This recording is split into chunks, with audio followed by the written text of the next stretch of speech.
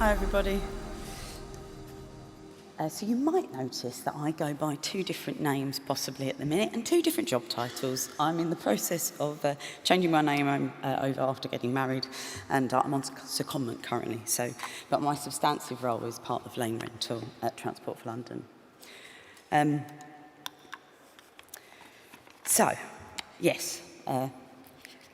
Ian mentioned it a second ago. I've worked in local government for 22 years, with 17 of those within road and street works.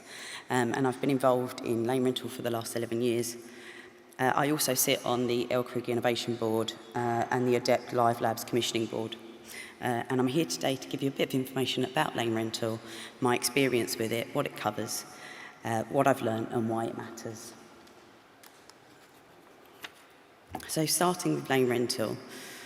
And you can find details about lane rental on the TfL website at tfl.gov.uk/lane rental.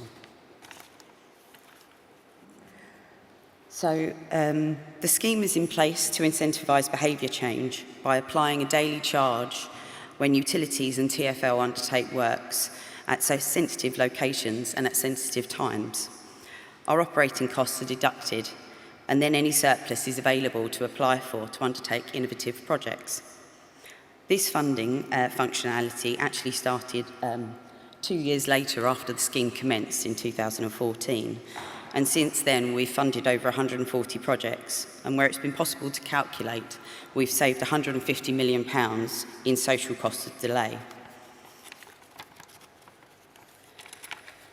But the DfT guidance states that any surplus must be used for the purposes intended to reduce the disruption or other adverse effects arising because of street works. But what does this cover in reality? Firstly, it covers roadworks as well, but I wanted to give you the types of projects we've funded, but it's not an exhaustive list. It just gives you a feel for the types of innovation.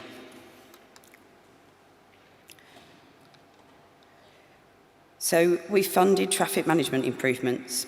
An example of this is a trial of intelligent signage, where a permit board could digitally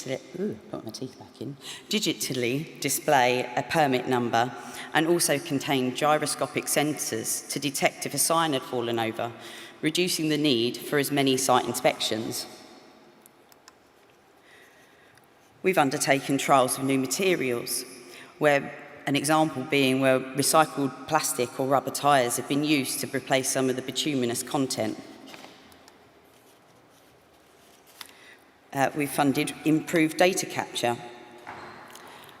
In this particular scenario, equipment was placed on a vehicle which could detect methane parts per billion and could actually determine which gas mains were in the greatest need for replacement, and has the potential to enable proactive leakage repairs.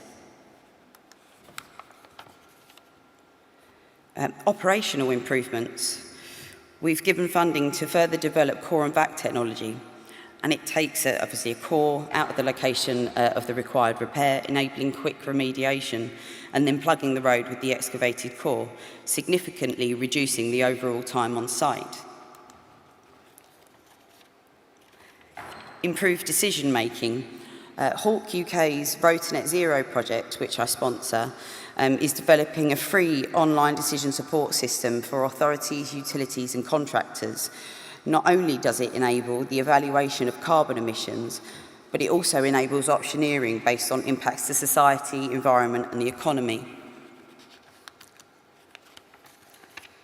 And it's also increased safety. In this example, a Minecraft game was developed for school children aged 5 to 16 to help them to navigate around works and providing them with details of what they should see when they come into contact with a work site.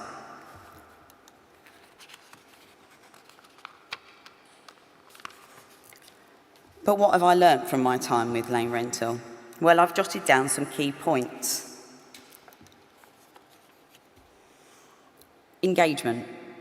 The sooner the better, really. A bit more work up front, and actually, it makes the project so much easier. Who are the right people that need to be involved, or even made aware of it? This could save time in the long run, as colleagues may provide vital information on the proposal that should be considered prior to the undertaking. What is the problem being fixed and who will benefit? Ensuring the reasons behind the project will assist in the implementation if proved successful.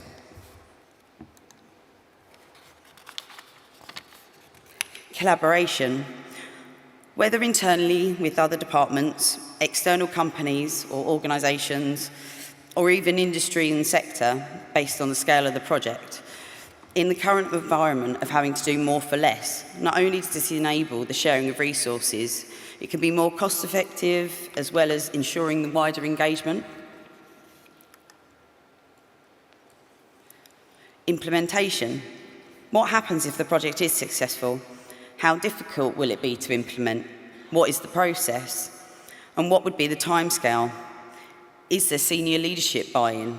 All of these things need to be considered, preferably prior to the project start, or at least in part for awareness.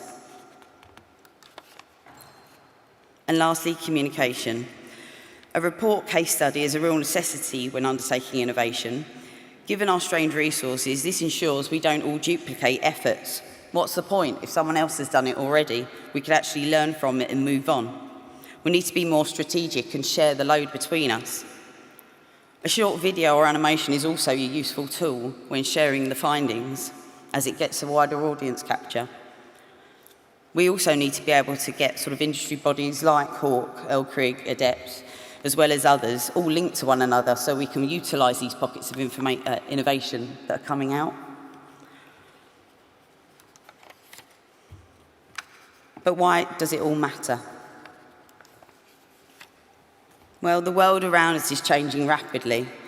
The first use of stone tools was in 3.4 million years ago. The ability to first use fire was 2.4 million years ago. And then since the 1800s, the start of the technological snowball. But now we have artificial intelligence, which is still relatively in its infancy. But how will we effectively utilise it to support our sector and the ever-growing lack of resources? How will climate change impact all this? Will it put greater strain on our work, or will we adapt and evolve, ensuring resilience? And autonomous vehicles, we are fast approaching this being a reality. How will we work with them while ensuring the safety of operatives on site and the public at large? There are obviously other considerations, but it makes you wonder about the future and how it will all play out. So on that basis, I usually like to share an anecdote when doing presentations, but I couldn't find one on this occasion, so I thought I'd try my hand at sharing my feelings on the road and streetwork sector, writing an ode which I thought I'd share with you today, and I hope you like it.